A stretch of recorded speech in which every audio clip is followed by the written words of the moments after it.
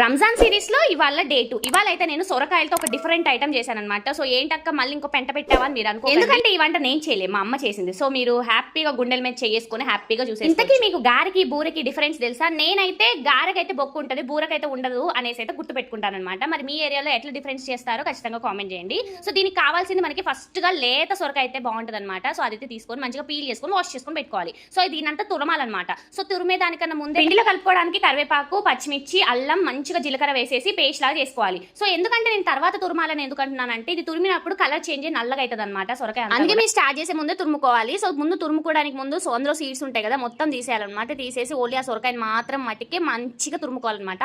So ఇందులో secret ఏంటంటే ఒక చుక్క కూడా నీరు వారకుండా ఈ గారెలు అయితే చేసుకుంటాము. సో ఇక అదంతా తురుముకున్న తర్వాత అందులోనే కొంచెం కొంచెం పిండి యాడ్ చేసుకుంటూ, బియ్య పిండి యాడ్ చేసుకుంటూ మంచిగా కలుపుకొని అందులోనే మనం ఇందాక కరివేపాకు అదంతా పట్టాం కదా, మొత్తం కలిపేసుకోవాలన్నమాట. సో అందులో కలిపేసుకొని మంచిగా అసలు జోరు అవుతుంది, కొంచెం కొంచెం చూసుకుంటూ చేసుకుంటే బెస్ట్ అనమాట.